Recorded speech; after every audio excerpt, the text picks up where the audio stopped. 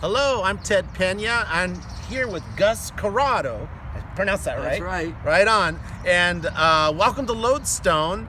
And we have David Neff here too. He's the one behind the camera. Hi, David. Hey, David. Hey, he's here. So Gus and I just met, and today's subject is going to be on marriage. And I've been married for 30 years. And Gus, how long have you been married? I've been married for, it's going to be, believe it or not, 50 years with the same woman. 50 years. That's outstanding. Now, I understand that you spent a lot of time in Hollywood. I did. I moved here from New York to be in films and TV. Right on. And you've done a lot of projects. Anything that we might know? Well, I've done a lot of theater Okay. at a company called the Actors Co-op, which is a Christian acting company in Hollywood. And the last project I did was A Christmas Carol with Kelsey Grammer. Wow, that's excellent. Now, being today's subject on marriage, it's been known that Hollywood marriages typically don't last. Would that be true? Yeah, that's true because, well, I didn't have the things that a contemporary successful Hollywood actor would have. I didn't get a lot of fame. All right. So when you have a lot of fame, you got a lot of people interfering with your marriage, and the industry requires so much of your time that you don't have that time to spend with your wife. I got it. So I worked occasionally, just enough to keep us together. And that was my next question. You know, you being in Hollywood and married for 50 years, I mean, that's outstanding. And then doing it in the culture of Hollywood, I mean, that's even more incredible. So what would you say is the secret sauce when it comes to having a marriage? Well, to me, the secret sauce was being a Christian, because I read the Bible a lot, and I saw what I needed to do to keep my marriage alive, and I did it. Now tell me, did you both were you both Christians when you got married? Yes. Okay. Now, what I can share is that when my wife and I got married, we were both believers in God, and we were both Christians, but we were Sunday Christians. I guess that'd be fair to say. I'll speak for myself, but I think my wife would agree that we go to church off and on, do the Sunday morning thing, and then after we leave church, then it's like, okay, now what? And really didn't have that, if you will, a Christian lifestyle where you have God in the middle of everything.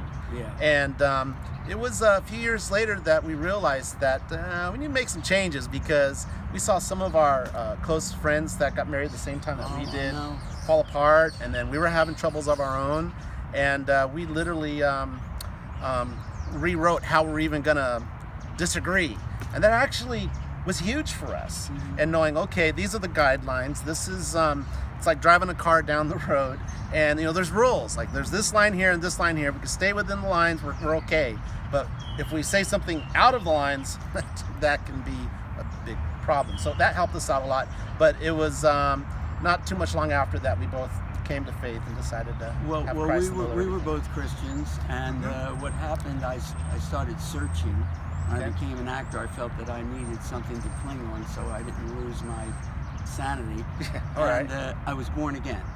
Excellent. And so that invoked in me a whole discovery process of I'd like to know what makes things work. Now tell me about that, because for some people, when you say born again, they're not too familiar with that term. How would you describe that for you? Well, born again, what it means is you're born again, but not physically, spiritually.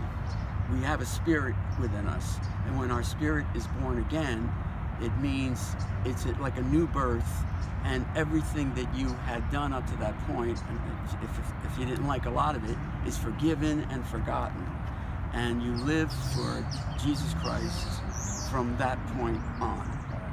Yeah, that's powerful, and that's what it means to us when we were born again as well. And it just changed the whole perspective. Didn't mean that we had no problems anymore. There were still problems to deal with, but we dealt with them differently. Did you find that the same after becoming born again? Well, yeah, I discovered that if I live the way the Bible said, that my marriage didn't have as much turbulence in it. We agreed more, we appreciated each other more, we didn't let the world interfere, because we feel everything through our senses. So men, you look over there, you see a beautiful woman and your mind runs away with you. But when you're born again and you're living by the word, you can grab hold of that and know that that's not the right direction to go in, and put all that energy into your marriage. Absolutely love that. And we've had that experience too, where whenever we come across a challenging situation, we cling on to the word. Now, are there any scriptures that really stand out for you in regards to marriage or just getting through life? Well, in Corinthians, Paul says to women, submit to your husbands, and men, submit to your wives and love your wives like you love Jesus. And so that's pretty strong. Oh, yeah, and I'd like to put some light on that.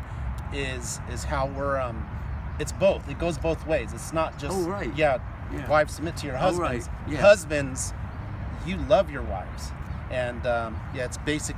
The way I interpreted that, it's like everyone's putting 100% into this marriage with God in the center. Is there anything else you'd like to add before we wrap this up? Yes, the whole key to making marriage work is the word yes.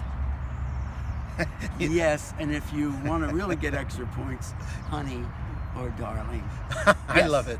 Yes. Yes, Yes. dear. Yes, Yes. honey. Yes. And that is a brilliant advice. Gus, it's been a pleasure meeting you. Great, Ted. This is outstanding. We've got to do Thank this you. again. Yeah, it's fun. And so, again, thanks for tuning into Lodestone. If you could just push the like button, subscribe button, got questions, just send it in to us, and we'll be praying for you, and have yourself an awesome day. God bless. God bless.